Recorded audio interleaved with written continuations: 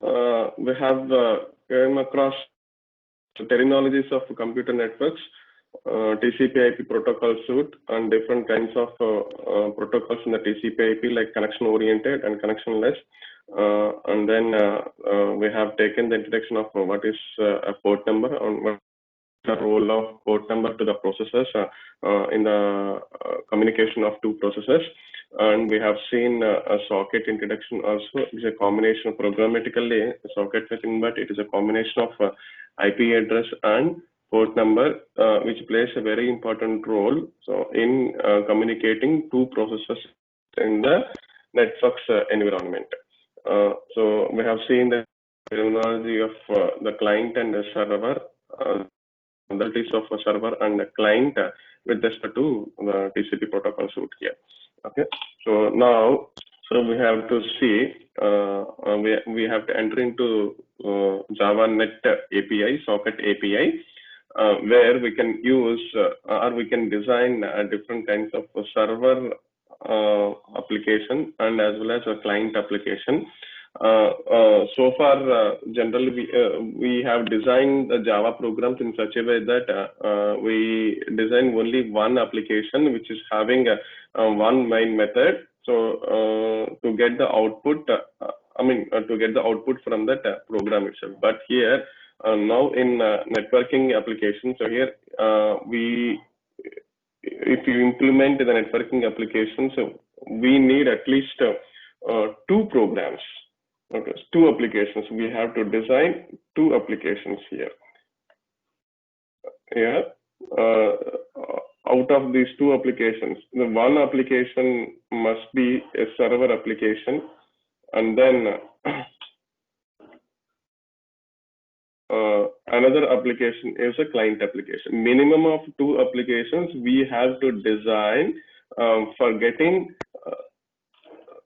the output from the kind of network applications here. Okay, and I'm diagrammatically showing how the server has to do the operations and the client how interaction should be done with the server itself. Okay, so with this, any kind of application, if we want to design using a network package in Java, so these are the basic steps we have to follow in both the server application and client application. So I'm going step by step here and showing the diagrammatically also. This is a server application and this is a client application here. In the server application, so first the server has to create server socket object. It has to create a server socket object on which the server will on a specific port number for getting the client's connections, So that here, while creating the server socket, the server has to be wait on a specific port number. So in the server socket, we have to give a port number. So the server will be wait. And it is continuously wait. The server, the basic responsibility and the basic property characteristics of the server is here. It always be in a waiting state for getting the client's connection here. That kind of forever waiting state application. So passive connection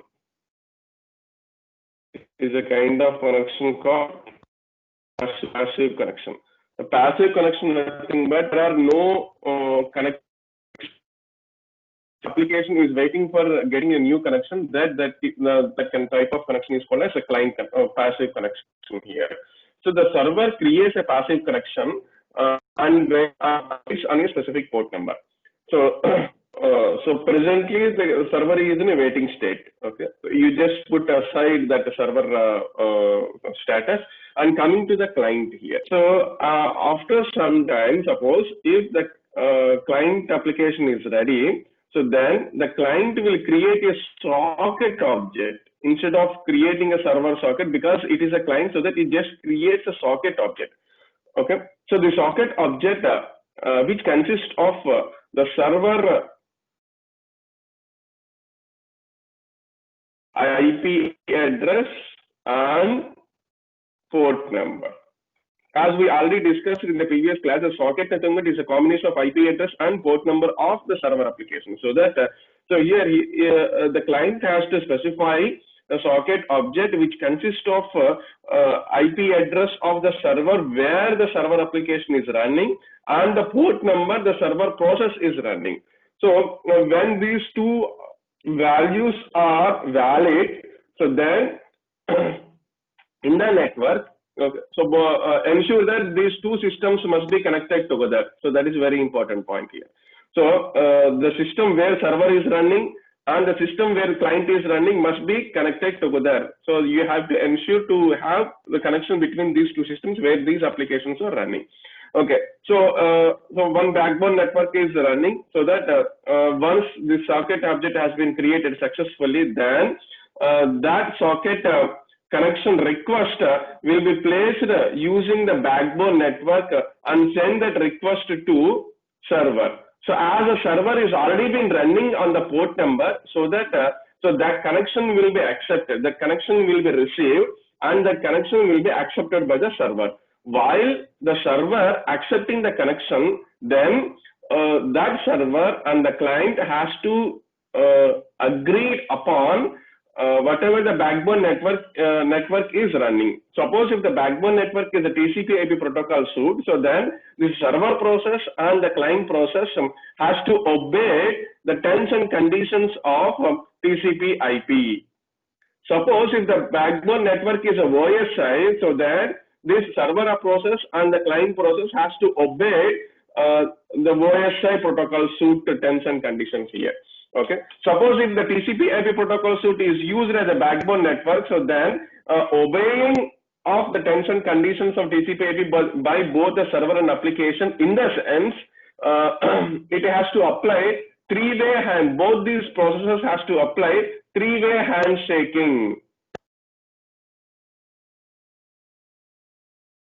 Three-way handshaking. So this three-way handshaking theoretically will be there in your CN subject. So there the three-way handshaking process will be discussed. Okay. So that three-way handshaking once completed, so then as per the application, as per the process, this connection will be successfully accepted by the server. So once this connection has been, the client's connection has been accepted by the server, then our role, our programmer role will came into existence. Okay. So the programmer role is here. So between these two applications or between these two processes, a connection will be established.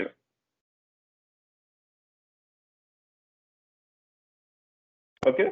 So this connection, so using this connection, the server and client can able to transport the messages. So here we have to assume this is the connection, so that between these two processes, with respect to the connection, we have to apply IO operation. It's very simple. This is the connection. Assume this is the connection between the server and client. Okay. So if the server and the client wants to transport the messages between these two, so then we have to, as programmer, we have to apply the IO operation with respect to this connection, IO operation. IO operation, nothing but here there are two kinds of IO operations, and nothing new in the IO operation. As you have already done the file operations, file IO operations. Okay. So here, in that situation, you are doing file operations, IO operations on the file. But here, IO operations you have to done on the connection. That's only the thing. Media is different. Here the media is different, but the same IO operations are common. IO operations are common. So in the previous core Java, while you are learning, so you are applying the IO operations on the file, but here the media is changed. The same IO operations you have to perform on the connection itself. Okay. So IO operations are just only read operation and write operation. Writing the content into the connection, nothing but the server sends a message to the server sends the message to the connection. Then once the server sends a message, then the message will be transported using backbone network. So that is none of our business. So that a message will be transported and sent over to the client. Okay. Suppose if the client wants to transport the message, then the client has to again do the IO operation on the connection. Then that message will be transported using a backbone network. So then this message will be received by the server itself. Okay, and the server has to process and then do some logic, and then after getting the logic, after getting the result from the logic, that result will be again sent over the connection using again write operation. If either of these processes wants to read the message or wants to receive the message from the connection, so then it has to apply a read operation. Sending the message to the connection is just like write operation. Receiving the message from the connection is just like write operation. So here also content writing, sending the message. As per the CN, it is a sending messages. It is sending message. As programming point of view, sending message nothing but write operation. Suppose from the connection, if this client receive the message, then programmatically it is a reading operation. But network terminology, it is receiving messages. So this is continuously, so we have to perform reading and writing operations. So then these two processes will be communicated successfully. So once message sending and receiving has been completed, so then the server has to close the connection. Once server has been closed with the connection, so then this connection will be destroyed. Okay. Again, while the connection is being destroyed, so at the backbone, so it has to perform again three-way handshaking. Okay. Again, this three-way handshaking will be discussed in your CN subject. So there you can get a depth of how the three-way handshaking has to be performed as per TCP/IP protocol suite. Okay, so that I am not going in depth of this three-way handshaking. It's a backbone network operation. So that we need not discuss about this background operation, what they are doing. Okay, so programmatically, so once the connection is accepted, so then from this connection to perform the read and write operation, so we have to extract a stream object. We have to extract stream object from this connection. Once we get a stream object, then using this stream object, we can able to do read and write operations here. And at the client side also, so with respect to this connection, so we have to get a stream objects to perform reading and writing operation. Okay, so this is the way how we have to perform or we have to design the server application and the client application here. Okay. So for this, we need to get aware of how the server socket is to be created and how socket has to be created here. Okay. So the server socket object creation. So there are different ways to create the objects using the different kinds of constructors of the server socket. So here the first one is the server socket of empty constructor, so that we are not at all using this kind of constructor, because here it creates an empty server socket without specifying any IP address and the port number, so that we never use this kind of constructor, but still the constructor is available. Okay, so it's create a socket, but it is not bounded to any port. Okay, so we never use this kind of constructor. And you see the second constructor, so, which is very frequently used in our applications. Okay, server socket port number.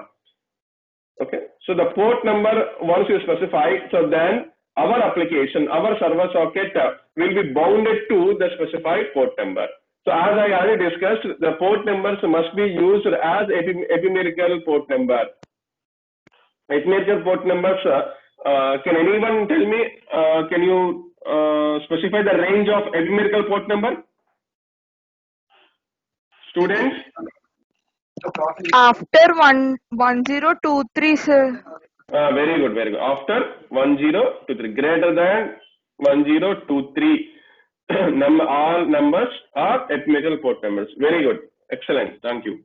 Okay, and the third constructor. So port number and backlog, which is an integer. So the backlog is just like a size of the queue. Size of the queue. So here, what is the purpose of having the queue to be maintained by the server here? So there is a server process. There is a server process here. While the server process is waiting, a number of client connections may be entered. Here the client 1, the client 2, client 3, and client 4. So, but here the server process is not a multi-threaded application. So here the server process is a single. Since it is a single server process, it has to serve at a time to only one client. But while the server serving to the first client, it might be happen to have multiple clients enter into the server mission. Then it is not able to serve to all clients at a time. For this purpose, the server has to maintain a queue of clients. While the client one is served by the server, so then remaining clients will be waiting in the queue here. So here C2 and C3 and C4, C5 like this. So as a programmer, we can mention the size of the queue here. Suppose the size of a queue 10. So at a time, queue size 10, so that at a time it consumes, the queue consumes 10 clients at 10 clients to be waiting in the queue. So this is the queue size which will be maintained at the background of networks. Okay. You wanted to take a backlog size by the system itself, then no need to this backlog, and then here port number, backlog, and server address. Okay. So generally, in these both of the constructors, we are not mentioned any, but the IP address will be taken automatically by the system itself. Okay. IP address, whatever IP address is assigned as per the network, so that IP address will be taken automatically. But here, if you want to mention explicitly by you in your programs, and then you can give the IP address. This IP address is in the format of the class inet address. This inet address is a class in net package to represent IP address. You know all how the IP address should be there. So it is a 4 different numbers combination separated by a digits, like suppose 10.0.0.1 like this. Okay, this is a kind of format of the IP address here. So which consists of 4 components, and every component is having a special meaning. So again, that will be discussed in your networks concept, so that we know about how this the format of IP address like this. The 4 numbers separated by a dash. Okay, this kind of representation. If we want to represent in our programs, then we have to use inet address class. Inet address class. Okay. So you can mention the inet address object in the server socket. So, but most probably we are not at all using this kind of server socket constructor, because inet address will be taken automatically by the system. So that very rarely we have to use this server socket constructor with the backlog size, the queue size here. Okay, so that we are very frequently used constructor is server socket with the port number only.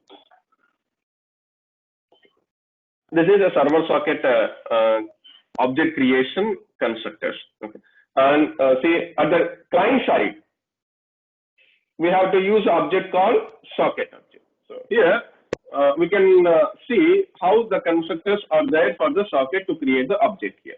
Okay, the first one, a socket object. So we never use this kind of socket because we are not at all mentioning to which server the client has to be connected. That kind of information is not at all there in this constructor. So we never use this socket. And this is the next one, socket address and port number. This address and port numbers are server's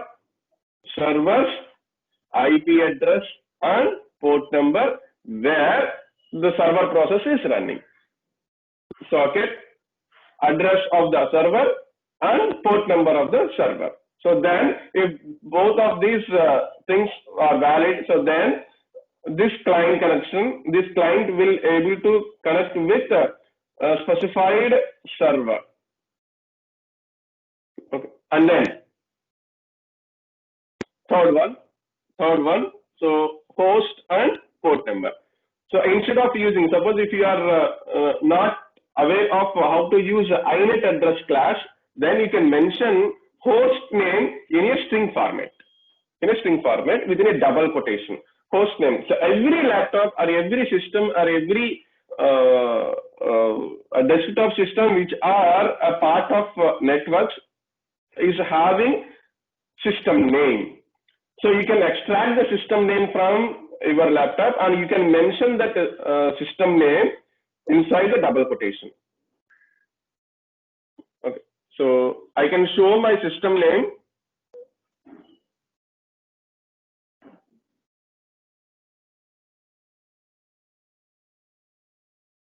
The system name is there. Just go to my computer, and there is this PC.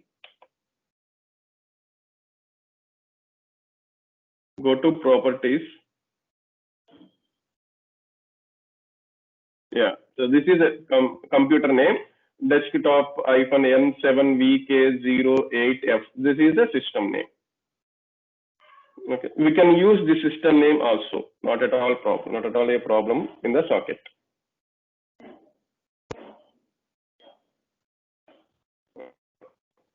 That system name we can use here. And the port number where the server is running. And the next, this is the third constructor. And we can have also another constructor, host in the double quotation and port number. So this host and port numbers are servers, host and port number. And this another two parts, local host IP address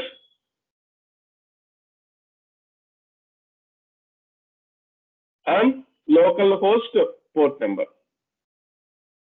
So this is a client's IP address and port number, and this is a server's IP address and port number. So totally 4 components are there.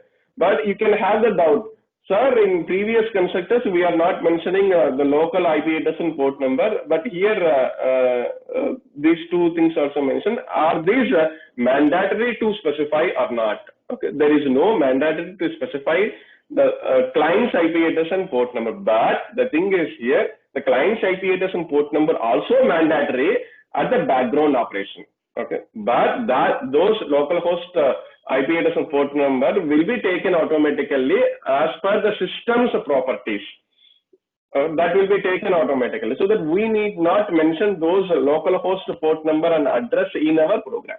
Okay, so while connection is being established, nothing but, so I already discussed, while doing three-way handshaking will be performed while connection is accepted by the server. Okay, so while doing three-way handshaking, so then system will extract, the client system will extract the IP address and port number from the networks, then that will be shared between the server and client. So that no need to mention here IP address and port number. But if you interested, if you wish, then you can also mention your client's IP address and port number. And then here server details are in terms of strings we mentioned in this constructor, but here in the fourth socket constructor, so the server details are represented in the INET address. That's only the difference between these two constructors. Okay, nothing is there. And the local address and local port number are represented using INET address. Here the server port number and the server's name is mentioned in terms of host string. So that is only the difference between these two constructors. But we never use these two constructors for creating the socket. Most frequently we are using either this constructor or this constructor. Okay, so this is a server socket constructor use. So now we will see a simple example of how the server operation and the client operation is to be designed. Okay. So I just designed a server application to send current date and time of server mission to the client. Whenever the client sends a request to the server, okay, the client request to the server, please tell me what is the current date and time of server mission. Then the server mission extracts its current date and time and sends that current date and time to the client. Okay.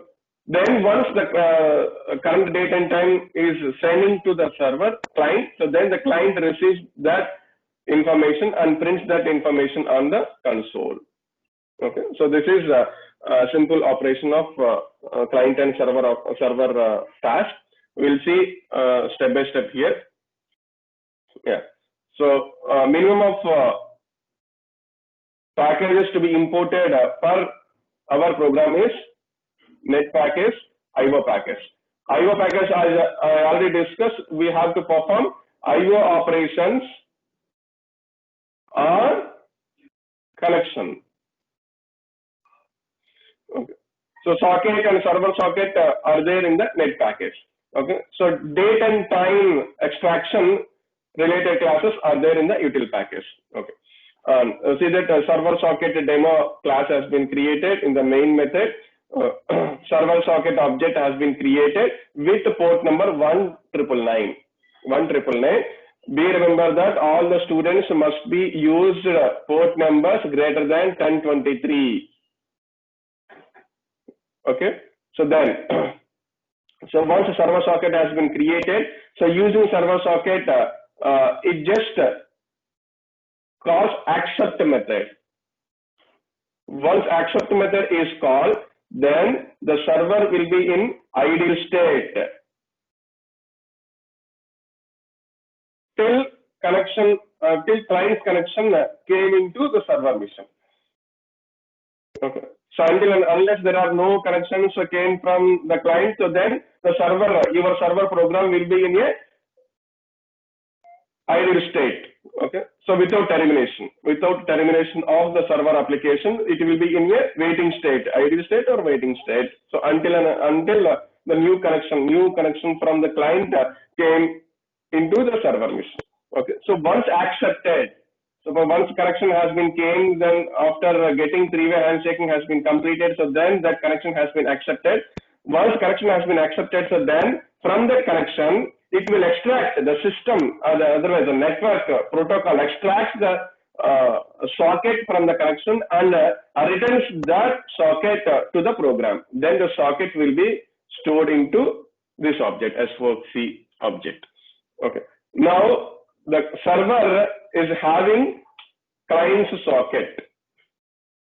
Once the client socket is there, then immediately we have to extract the stream objects from the socket, client's socket.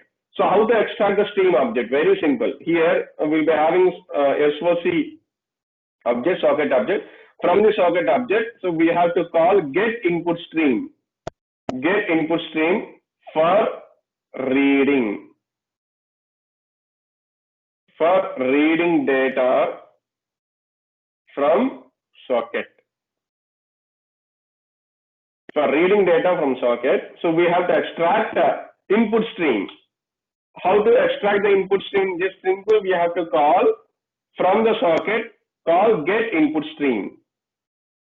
Then we will get input stream. That input stream we are storing into data input stream object here. So we get input stream object for reading. Okay, and then we have to get a writing for the purpose of writing data into the socket. We have to extract the output stream object. So to get output stream object from the socket, so we have to call socket dot get output stream. Then we will get output stream for writing data to connection. And that will be stored into print stream object here. Print stream object. Okay. So, so once both of these stream objects, input stream object and output stream objects have been received, extracted from the socket, then the server can able to communicate with the client successfully. So here the client, I am printing the statement like client in dot read line, but in is connected with socket, so that from this socket it will read a line and prints that line here in the console of server console. Here out.println, it is not system.out.println. Don't be confused. Here out.println, this out.println will print this complete statement not on the console, on connection. Don't assume out.println prints on the console, because out is here, out is connected to print stream, which is in turn connected to socket dot get output stream. So that if we are doing any IO operation using out, it will be connected to socket. That is the thing here. So this is a statement: hi, I am server. My current date and time is date dot toString. Just create a data object and convert that data object into toString. So then we will get the current date and time. That will be concatenated to this string. Hi, I am server. My current date and time. This will be printed on the connection using out.println. Okay. Once this is over, so serving of current date and time has been completed to the client, so that the socket will be closed. Once socket is closed, okay, suppose at any time if the server does not wish to give service to the client, so then simply the server also close, server socket also close. Okay, so this is the way how server serving to the client. Okay, and then see the client also. At the client side again, get package, IO package is mandatory, and this is the class. Inside the main, socket object has to be created. The socket object inside this, I have to use a host name. Host name is here localhost, because here both server process and client process, server process and client process are running in the same system. Assume server process and client process are running in the same system, so that the client can use localhost as a string to connect with the server which is running in the local. Suppose if the server is running in different system, then we have to use here mention IP address or system name in a double quotation, and here the port number 1999. Ensure that this port number must be equal to the port number of the server application. Okay, suppose if they are mismatched, then your client program cannot be able to connect to the server and will raise the exceptions. Will raise the exception. That exception is if that port number is not matched, then we will get unknown host exception. Unknown host exception.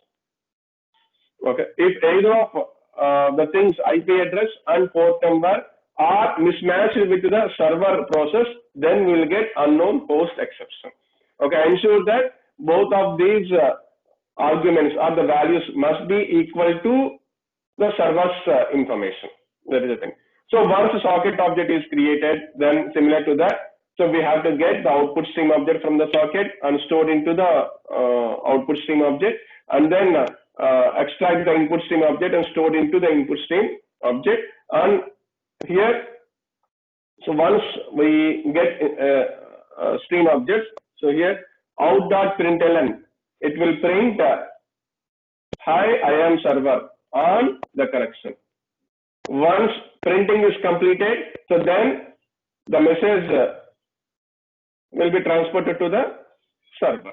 Okay, it will be taken care by networks. Okay, so you don't bother about how it will be transported. Okay, so whether acknowledgement has to be transmitted or not, whether the packets have to be transmitted in sequence or not, so that will be taken care by the backbone protocol suite. Okay, suppose TCP/IP is used, so then as per the TCP/IP, the message will be transported. Suppose if you use UDP, so then as per UDP rules, from the connection, the data will be transported to the server. Okay, and then so here, so once IAM client will be send it over to the server, then here in.readLine method will be invoked, and that message will be received and printed on the server's console. And then once received, so then the server will send the message like, hi, I am server, my current date and time. It will print on the connection, and that message will be transported over the connection, and that will be received here in this statement in the read line. That will be printed. Once got the date and time, so then the client will close the socket. Okay, so this is the way how the client and the server will be communicated with each other. So here we have to use two consoles. To see the outputs, we have to use two consoles. One console for showing the output for server application, and another console used for showing the client's operation here. Okay, so I'll just close this presentation. We will go to the Eclipse and we'll design the application of client and server using sockets.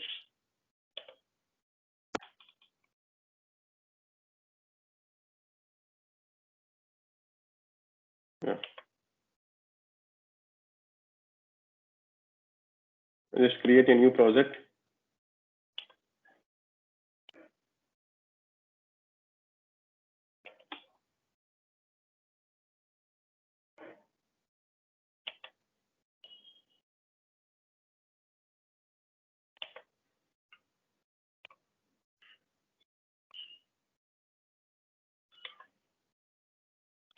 New package.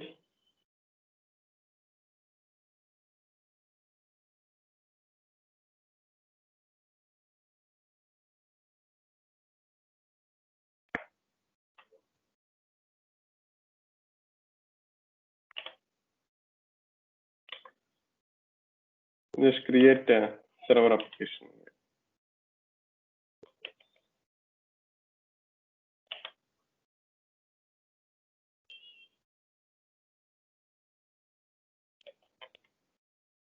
Server socket SS equal to new server socket of okay 1229. And then we have to use socket line socket by calling ss.accept.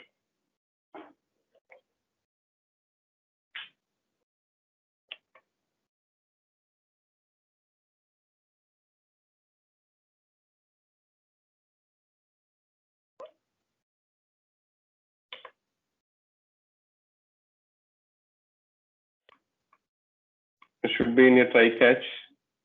So just I am using add throws declaration so that it will add throw statement into the main. and then extraction of the stream objects from the socket. So how to do?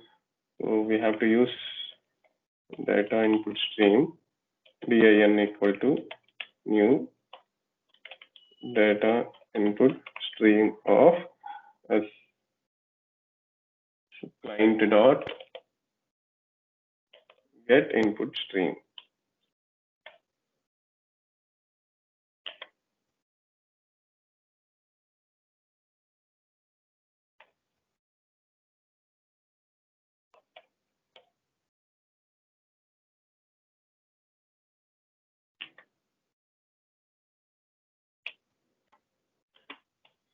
And again, print writer pw equal to new print writer of again client dot get output stream. Once we get stream objects for reading and writing, then we can able to see. First, the client sends a message to the server, so that I'm printing the client's message here. Client message, how to print? So din dot read line.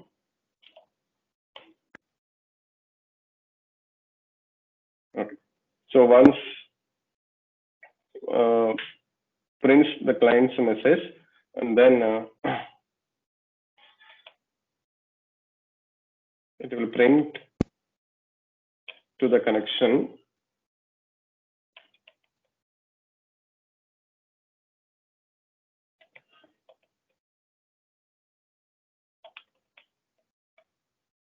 With date and time.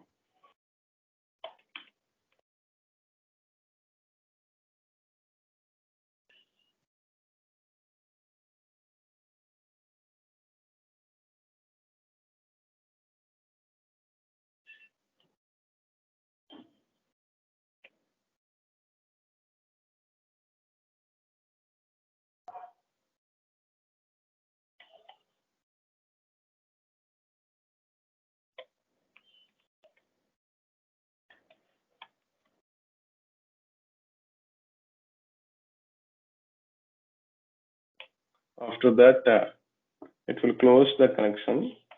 Client dot close.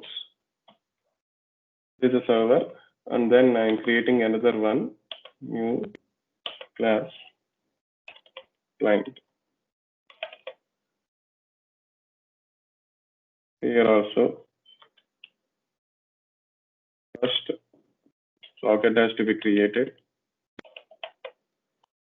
As both of these processes are running in the local host, so that use the system name as localhost, comma 1999 is the port number.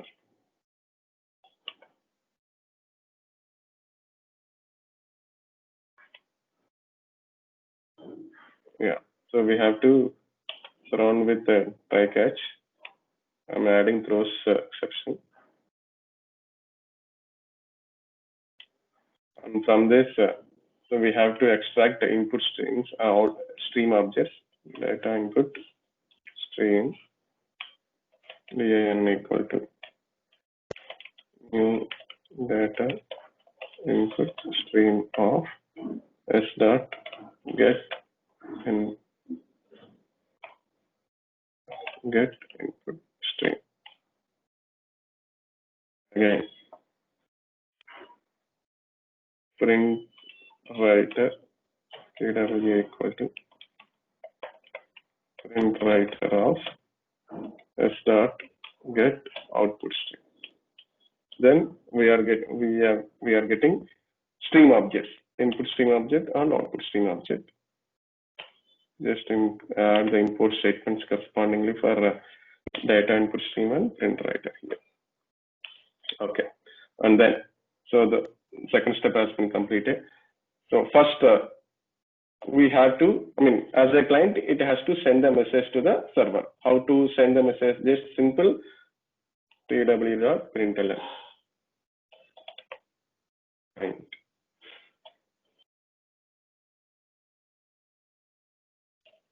Hi, I'm client.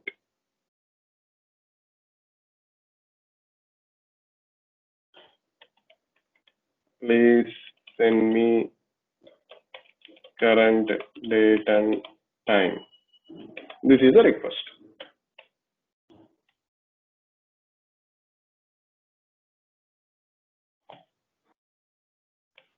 Request is sending. So then the request is received by the server and the process, the request will be processed and sends that response.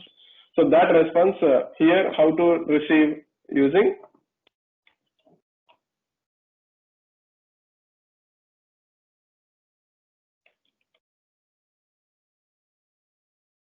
din dot read line. After this, S has to be closed. Once we get the response from the client, so then the from the server, then the client has to close this connection, socket connection. This is a simple way. Now see, first we have to execute the server application. Before this, just I am printing server is ready for clients. Simple message to show whether a server is running or not. Okay.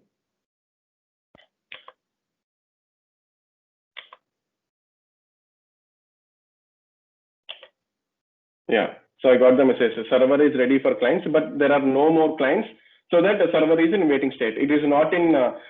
It is not terminated. So because the still server is running. So if this red mark is shown, so then the application is running mode.